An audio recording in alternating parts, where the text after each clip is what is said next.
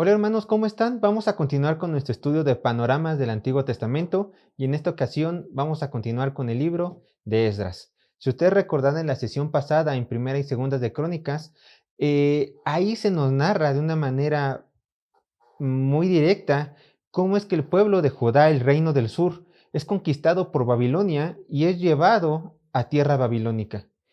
Pero a pesar de esta triste experiencia que el pueblo de Israel vivió, realmente el Señor había prometido una luz de esperanza. Y termina Segunda de Reyes diciendo que el rey Ciro, ahora con el nuevo imperio persa, el rey persa, decidió volver a enviar al pueblo de Israel a su nación, haciendo así la primer gran deportación, el primer gran regreso a la nación de Israel. Y el libro de Esdras comienza exactamente igual, diciendo que el rey Ciro iba a mandar o ordenó mandar a la primer tanda de israelitas a su nación. Pero antes de iniciar con eso, vamos a ver estos pequeños detalles, que es como nuestra costumbre analizarlos. Primeramente, analizaremos el nombre del libro. Nosotros lo conocemos como Esdras, tal cual, pero en el idioma arameo, este libro tiene el nombre de Eser, o sea, ayuda. El autor, tanto para judíos como para cristianos, se reconoce que fue el estudiado Esdras. Y si Esdras fue el autor de este libro, entonces se estima que la fecha de su escritura fue entre los años 454 a 444 a.C. Y como tema principal de todo este libro encontraremos la reconstrucción del templo. Y el propósito por el cual este libro fue escrito es mostrar la fidelidad de Dios reflejada en el regreso del exilio ya profetizado por el profeta Jeremías. Y nuestro bosquejo será de la siguiente manera. Del capítulo 1 al capítulo 6 verán que vamos a hablar de el primer gran regreso con la primera tanda de personas que fue dirigida por Zorobabel, y en los capítulos 7 al capítulo 10, en el punto número 2 del bosquejo, ahora sí se empieza a hablar de Esdras en la segunda tanda de personas que se regresaron a Jerusalén. Y así nosotros comenzamos con el punto número 1. En el capítulo 1 del libro de Esdras podemos observar que el nuevo imperio al mando es el imperio persa, y se nos narra cómo el rey Ciro promulgó un decreto permitiendo a los judíos que volviesen a su patria y que reconstruyesen el templo. Cuenta la tradición que fue el profeta Daniel quien le mostró la profecía encontrada en Isaías capítulo 44 verso 28 a rey Ciro, y esta profecía habla sobre el rey Ciro. Vean lo que dice Isaías capítulo 44, verso 28. ¿Qué dice de Ciro? Es mi pastor y cumplirá todo lo que yo quiero. Al decir a Jerusalén, serás edificada, y al templo serás fundado. Vean, Isaías, alrededor del año 740 a.C., el profeta Isaías escribe esta profecía. Y Daniel, por lo menos el libro de Daniel se tiene registrado que fue escrito en el año 536 a.C. Entonces, hay 204 años de diferencia que los separa a estos dos profetas. 204 años. Y en estos 204 años, antes de que Ciro, el rey Ciro, tomara el mando del imperio persa, Dios había inspirado al profeta Isaías para que hablara de rey Ciro. Vean lo maravilloso que son los planes de Dios. A nuestro Señor no le pasa nada. Él es omnisciente y él sabía que en algún momento de la historia, cuando él así lo decidiera, iba a llegar este rey y iba a permitir que el pueblo de Israel regresara a su tierra y que reconstruyera el templo. Pero ustedes vean esta diferencia de edad. Esto realmente es una profecía. 204 años antes de Daniel fue escrito sobre esta profecía de este rey. Es algo que a los hijos de Dios nos tiene que impresionar bastante, pero bastante, al ver lo perfecto que es nuestro Dios, y que nada de lo que ocurre en este mundo está rebasándolo a Él. Absolutamente nada. Al contrario, todo está bajo su dominio.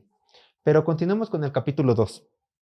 Dice el capítulo 2 de Esdras, vemos aquí como ahora el primer grupo de personas de 50,000 gentes es permitido regresar a tierras palestinas bajo el mando de Zorobabel.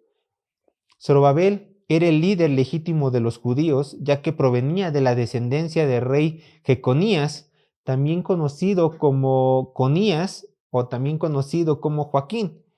Tenía, por así decirlo, o sea, Jeconías, la forma de cómo abreviar su nombre era Conías, pero también es reconocido, tenía, por así decirlo, como que el otro nombre de Joaquín. Pero a pesar de que Zorobabel venía directamente de la línea del rey David por parte de Salomón, debido a la maldición que Jeconías recibió, Zorobabel no pudo acceder al trono ni a la corona. Veamos cuál es esta profecía que impedía que Zorobabel estuviera en la corona de reinado. Isaías capítulo 22, verso 24 al 30. Dice así la palabra de Dios. Vivo yo, dice Jehová, que si Conías, o sea, Jeconías, hijo de Joacim, rey de Judá, fuera niño en mi mano derecha, aún de allí te arrancaría. Te entregaré en manos de los que buscan tu vida y en mano de aquellos cuya vista temes. Sí, en mano de Nabucodonosor, rey de Babilonia, y en mano de los caldeos. Te haré llevar cautivo a ti y a tu madre, que te dio a luz, a tierra ajena en que no nacisteis, y allá moriréis. Y a la tierra a la cual ellos con toda el alma anhelan volver, allá no volverán. ¿Es este hombre, Conías, una vasija despreciada y quebrada? ¿Es un trasto que nadie estima? Porque fueron arrojados él y su generación y echados a tierra que no habían conocido. Tierra, tierra, tierra, oye palabra de Jehová. Así ha dicho Jehová.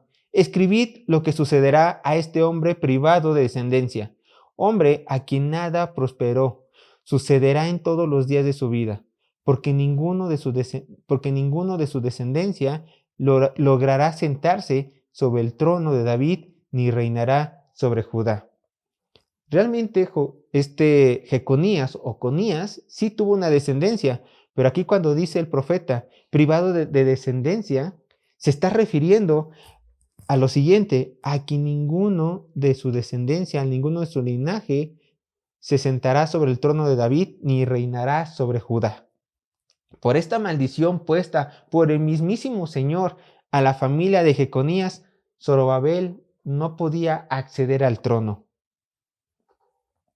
Entonces, si la descendencia de Jeconías no podía gobernar por la maldición puesta por Dios, ¿cómo es posible que Jesús tiene el título de legítimo rey de Israel? Si la línea de Salomón se encuentra maldita y no puede acceder al trono. Bueno, aquí está la respuesta. Porque José, que proviene, José, el esposo de María, o por lo tanto el padrastro terrenal de Jesús, José, no era su padre biológico y José provenía de la línea de Salomón. Vean conmigo la diapositiva.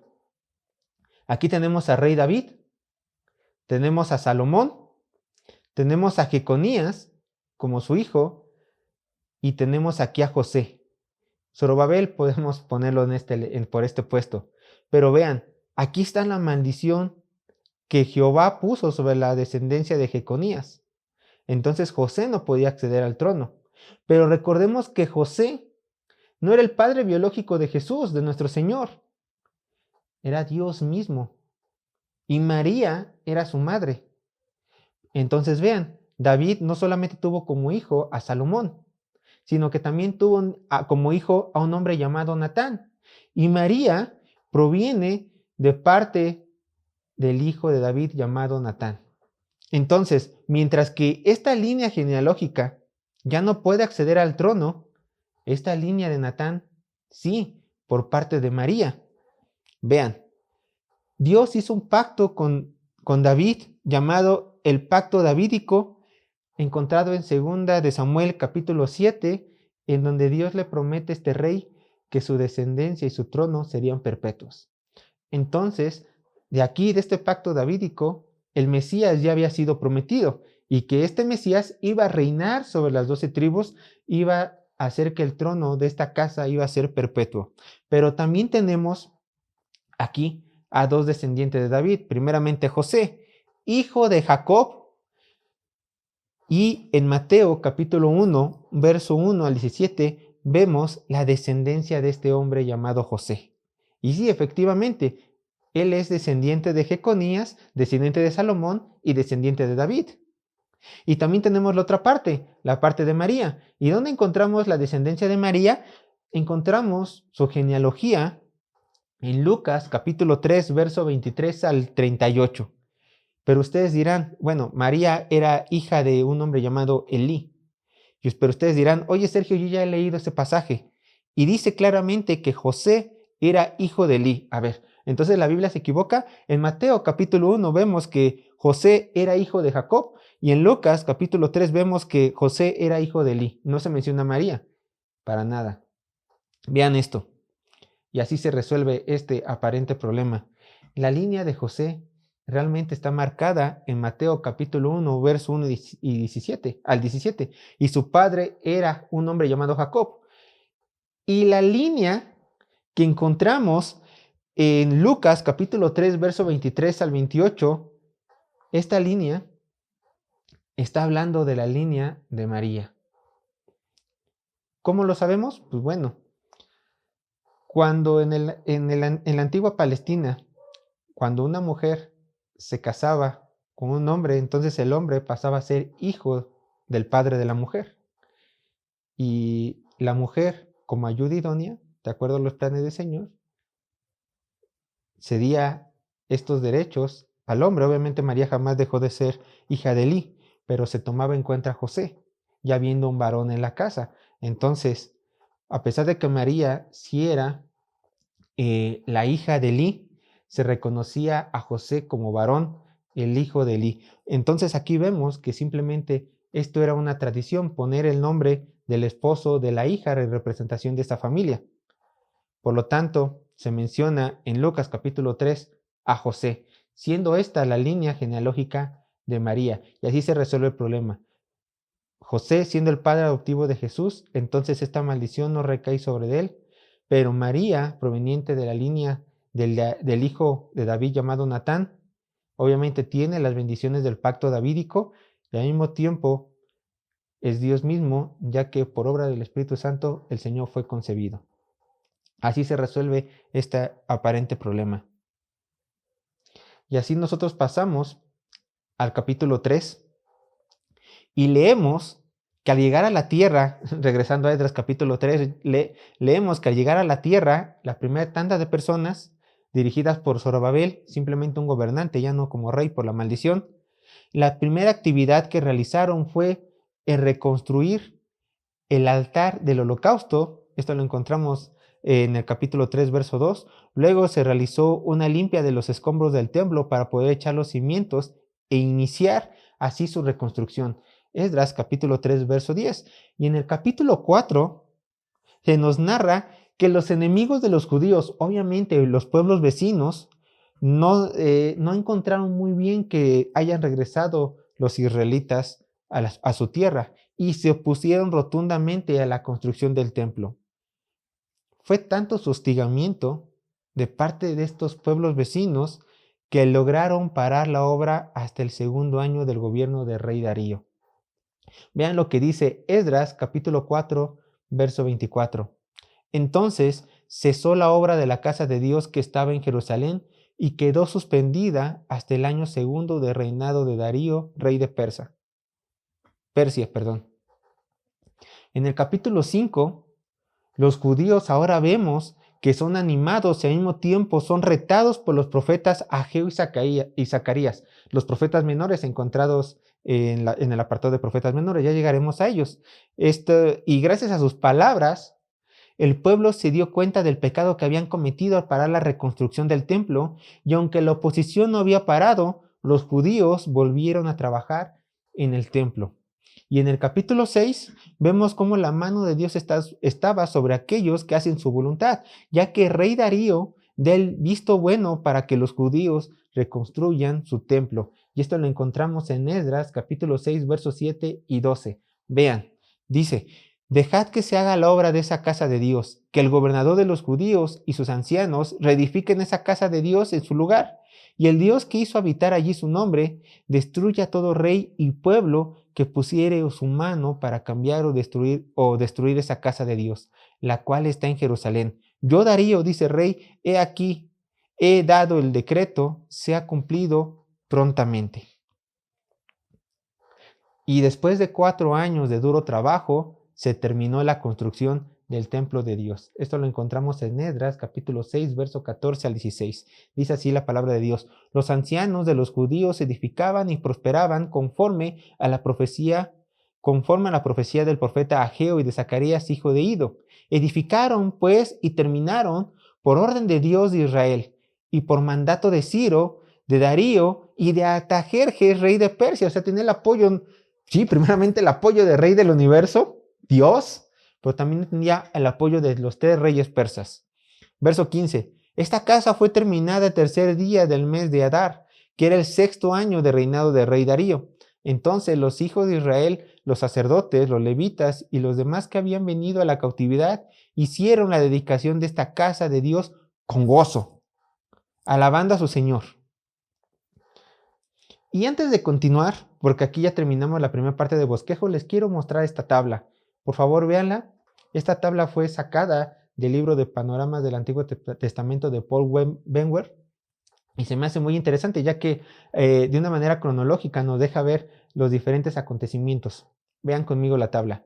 Cronología de la restauración. Primeramente tenemos aquí a rey Ciro, mencionados por la profecía de Isaías, y según la tradición Daniel le mostró esa profecía. Lo encontramos en el año 539 al 530 a.C. Personajes bíblicos que encontramos en este periodo son Zorobabel, Josué, Ageo y Zacarías, y el texto bíblico que sustenta esto sería Esdras capítulo 1 a Esdras capítulo 4. Y aquí, en este periodo de la historia, con este rey, con estos personajes bíblicos encontrados en este texto bíblico y en estas fechas, se hace el primer regreso,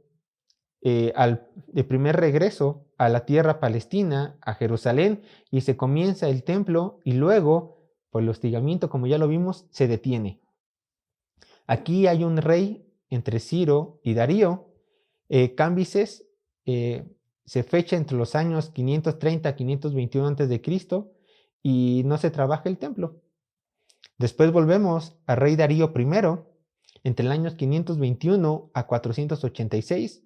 Aquí solamente se mencionan a los 2 profetas, Ageo y Zacarías. Lo encontramos en el texto bíblico 4 al 6 y se acaba el trabajo del templo. Recordemos que Darío dio visto bueno a que se volviera a reconstruir el templo. Y aquí encontramos al otro rey que se menciona, a Jerjes, entre los años 486 y 465. Pero aquí Jerjes, más que nada, podemos decir que este rey nos incumbe más en la historia de Esther. En este periodo, entre Esdras capítulo 4 y 6 y Esdras capítulo 7 al 10, aquí en este periodo, entre estos años, como lo pueden ver, ocurre la historia de esta Esther. Ya lo veremos. Historia de la preservación de los judíos. Recuerden que el rey Asuero, por dejarse influenciar, dijo que todos los israelitas tenían que ser muertos, tenían que morir, tenían que asesinarlos. Pero gracias a que Mardoqueo y Esther fueron usados por Dios, esta gran matanza fue impedida. Y después encontramos aquí a rey Artajerjes. Entre los años 465 a 423 a.C., pues los personajes históricos que se nombran en estos pasajes, en Esdras 7 y 10 al 10, son Esdras, Nehemías y Malaquías. Y aquí encontramos el segundo regreso bajo la dirección de Esdras, ya lo vamos a ver. Y posteriormente en estos años también se puede catalogar a Nehemías, el libro de Nehemías, o sea, el tercer regreso bajo la dirección de Nehemías. Recuerden, hubieron 3 regresos. El primero hecho por Zorobabel, el segundo encabezado por Esdras, ahorita lo vamos a ver, y el tercero por Nehemías. Teniendo estos datos en mente, estos periodos y estos textos bíblicos, vamos a continuar. Y así llegamos a nuestra segunda parte del bosquejo, que aquí ya se empieza a mencionar al autor de este libro, a Esdras. En el capítulo 7, en el reinado de Artajerjes, se le permite ir a Esdras a Palestina junto con otras 1500 personas para llevar una ofrenda monetaria para ayudar a sus compatriotas. Y también Esdras iba con otro propósito, el enseñar la palabra de Dios. Vean lo que dice Esdras capítulo 7, verso 10. Porque Esdras había preparado su corazón para inquirir la ley de Jehová y para cumplirla y para enseñar en Israel sus estatutos y decretos. Para esto se había preparado Esdras todo este tiempo. Yo voy a regresar a mi tierra, voy a regresar a tierra de israelita, voy a regresar a Palestina, donde está Jerusalén, y yo me dedicaré a enseñarle la palabra de Dios. Pero vean, desde antes, porque Esdras había preparado su corazón en los tiempos que él había estado en tierra babilónica, él había preparado su corazón, había estudiado, se había entrenado, decía Pablo, como un atleta. ¿Para qué? Para que su propósito era enseñar a Israel la palabra de Dios, sus estatutos y decretos. Y este periodo, quiero que quede claro, entre la primera deportación, o sea, hecha por Zorobabel, y la segunda hecha por Esdras, pasaron 80 años de diferencia. Esdras no conoció a Zorobabel. Habían pasado ya 80 años, un periodo largo, desde la primera a la segunda tanda de personas que regresaban. 80 largos años, y en esos años ocurrieron muchísimas cosas. Vamos a verlas. En el capítulo 8 se emprende el viaje a Palestina y es publicado un ayuno para pedir la bendición de Jehová durante este viaje. Vean lo que dice Esdras. A mí se me hace un poco gracioso cada vez que lo leo, pero vean. Esdras capítulo 8, verso 21 a 23. Dice Esdras, y publiqué ayuno allí junto al río Ahava, para afligirnos delante de nuestro Dios, para solicitar de él camino derecho para nosotros y para nuestros niños y para todos nuestros bienes. Porque tuve vergüenza, dice Esdras, porque tuve vergüenza de pedir a rey tropa y gente de a caballo que nos defendiesen del enemigo en el camino, porque habíamos hablado al rey diciendo, la mano de nuestro Dios es para bien sobre todos los que le buscan, mas su poder y su furor contra todos los que le abandonan. Él confiaba en el poder de Dios. Y le dio vergüenza porque había dicho que la mano de este Dios era poderoso, que lo libraría de cualquier altercado. Le daba vergüenza pedirle a rey, tropa y gente para que los custodiasen. Pero bueno, dice Esdras, ayunamos pues y pedimos a nuestro Dios sobre esto, y él fue propicio. Y claro, les ayudó, a pesar de la fe, sea poco, sea mucha de Esdras y de estos israelitas, dice Esdras capítulo 8, verso 32, que esta segunda tanda de personas, 1500 gentes, regresaron con bien a la tierra palestina, a Jerusalén. Y gloria sea a Dios, que Dios realmente recompensa a los que le buscan y a los que confían en Él. Dice en el verso 9, perdón, ya llegamos al capítulo 9 y aquí es donde vemos que ya todo cambió. Recordamos que en los anteriores capítulos, por lo menos en los primeros 6 capítulos de Esdras, vemos que el pueblo de Israel estaba animado construyendo el templo. Los profetas habían animado al pueblo israelita a que no pararan la obra, a que siguieran a su Dios, a que agradaran a su Dios, a que se guardaran para su Dios. Y cuando se terminó el templo, recuerden, lo leímos, dice que hubo gran gozo en los corazones de las personas. Pero los 80 años que pasaron desde el primer regreso de personas hasta el segundo, habían ocurrido muchas cosas y los israelitas pues habían preferido su pecado antes de agradar a Dios. Vean lo que dice el capítulo 9 a gran grosso. En el capítulo 9 se muestra la pésima condición espiritual en la cual se encontraban los habitantes de Jerusalén, ya que se estaban volviendo a casar con gente pagana. Esdras conocía la historia de Israel y sabía muy bien que si no afrontaban este mal, Dios tomaría acciones disciplinarias muy severas con ellos. ¿Se acuerdan por qué pecó el rey Salomón? ¿Por qué decayó su reino? Bueno, porque había tenido muchas esposas que habían llevado su corazón a adorar a otros dioses. Y alrededor de la historia judía vemos que este fue el estándar. La gente buscaba a Dios por un tiempo, se le olvidaba los favores de su Dios y volvían a su pecado, se volvían a casar con gente extranjera. Vean lo que dice Esdras capítulo 9, verso 1 al 3. Por cierto, recuerden, en el Nuevo Testamento también se nos dice, no se unan con un yugo desigual. Para el pueblo de Israel les dijeron, no te juntes con las personas que están alrededor tuya, que no me adoran, que no son de tu nación. No te cases con ellas ni des a tus hijas en casamiento con ellas. Y en el Nuevo Testamento se nos dice, un cristiano no se puede casar con alguien que no sea cristiano, porque nos es pecado, abominación ante los ojos de Dios. Vean lo que dice Esdras capítulo 9, verso 1 al 3.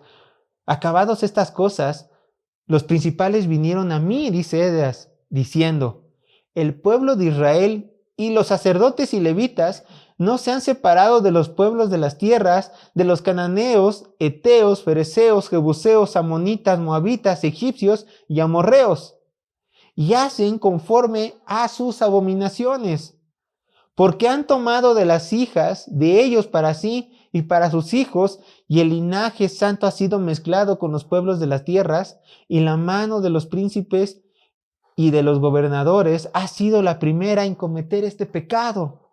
Las personas, los príncipes y gobernantes que tenían que animar al pueblo a la santificación, ellos han sido los primeros en caer. Verso 3. Cuando oí esto, dice Esdras, rasgué mi vestido y mi manto y arranqué pelo de mi cabeza y de mi barba y me senté angustiado en extremo. Esdras, siendo un conocedor de la ley de Dios, se desanimó bastante, se deprimió bastante. Dice, este pueblo no entiende, estamos todos en pecado. Él, obviamente él incluyéndose a la nación en conjunto, no en él en persona. Y simplemente se sentó angustiado en gran extremo porque dijo, si mi pueblo no ha aprendido con los 70 años que ha tenido de cautiverio, si mi pueblo no ha aprendido después con los 80 años desde la primera deportación, ¿qué pasará con mi nación? La solución a este problema la vemos en el capítulo 10, en el cual se determinó algo extremo a nuestros ojos, pero que sin duda fue la voluntad de Dios. Esdras capítulo 10, verso 10 al 12 dice, y se levantó el sacerdote Esdras y les dijo, vosotros habéis pecado, por cuanto tomasteis mujeres extranjeras, añadiendo así sobre el pecado de Israel. Ahora pues, dad gloria a Jehová Dios de vuestros padres, y haced su voluntad, y apartaos de los pueblos de la tierra y de las mujeres extranjeras. Y respondió toda la asamblea y dijeron en alta voz, así se haga conforme a su palabra. Los hombres tenían que dejar a las mujeres extranjeras, o sea, tenían que divorciarse, separarse de ellas. Y así lo hicieron, así lo hicieron. Y así termina el libro de Esdras. Algo radical se tenía que hacer para combatir este pecado de raíz. La voluntad del Señor es de que no se tienen que casar con gente que no sea judía. En aquel entonces, dejen a las mujeres extranjeras, déjenlas. Y el pueblo obedeció y hubo bendición. Sergio, es muy duro lo que el Señor les pidió. Quizá a los ojos humanos sea duro, pero hay bendición en obedecer al Señor. Ellos jamás ellos, los israelitas en aquel entonces, el tiempo de Esdras, jamás tuvieron ni siquiera que haber pasado por ese amargo momento. Si ellos hubieran guardado a Dios. Pero esta es parte de la consecuencia de su pecado. Y Dios en su misericordia, lejos de arrasar con este pueblo, les dijo por medio de Esdras, dejen a sus esposas, arrepiéntanse y déjenlas. Y habrá bendición. Y así lo hicieron. Así lo hicieron. Bueno, esta es la historia de Esdras. Esta es la historia de Esdras. Uno me puede decir, Sergio, yo soy cristiana o soy cristiano, ¿tengo que dejar a mi esposo o esposa? No, tú no. Recuerden que el libro de Esdras es un libro histórico, con hechos específicos, para gente específica, para un momento específico. Hoy en día el Señor a nosotros nos manda que si llegamos a Cristo y estamos casados con un inconverso, no nos divorciemos de Él, no nos divorciemos de Él. Al menos que Él te pide el divorcio por ser tu cristiano. Ahí es permitido. Pero si Él no te pide el divorcio o ella no te pide el divorcio, no tienes por qué divorciarte. Dice Pablo, el que llegó casado a Cristo, quédese así. Y ora para que tu esposo o esposa lleguen a los pies de Jesús. Regresando al tema de los israelitas, hermanos, ocurre algo muy interesante. A lo mejor nosotros cuando leemos el libro de Esdras podemos llegar a decir, este pueblo de Israel nunca entiende, nunca entiende. Siempre peca, hay reprensión, Dios, le oran a Dios, se arrepienten, están en paz por un tiempo y después vuelven a pecar, y el mismo círculo vicioso que encontramos en Jueces, siempre lo encontramos en la historia del pueblo de Israel. Unos dirán, estos israelitas no entienden. Pues bueno, también es la historia de nosotros, los cristianos. Muchas veces no entendemos. Y eso que tenemos al Espíritu Santo dentro de nosotros, tenemos que entender que estar con el Señor no es poca cosa. Y nosotros tampoco somos mejores que los israelitas. Al contrario, somos salvos por misericordia, por mera gracia de Dios, adoptados en Cristo Jesús. Por eso no nos podemos sentir mejor que ellos, ni vanagloriarnos, porque tanto en judío como en gentil hay pecado, y solamente en Cristo hubo perdón. Si no hubiera sido por Dios que nos salvó, nosotros estaríamos en 1000 lugares peores, en depravaciones peores. Pero el Señor nos salvó. El Señor nos salvó. Así que simplemente tenemos que ver esta historia de Esdras como un recordatorio de lo frágiles que somos, y por eso jamás tenemos que apartarnos de nuestro Dios, porque si nos apartamos en poco tiempo, estaremos pecando en contra de su bendita gloria. Hermanos, sí fue trágica esta solución, pero el Señor la mandó y hubo perdón en este arrepentimiento, ya que el pueblo decidió voluntariamente hacer la obra del Señor, hacer la voluntad del Señor, dejando a las mujeres extranjeras. Así termina este libro. Hombres arrepentidos, haciendo la voluntad de Dios, cueste lo que les cueste. Dios les bendiga.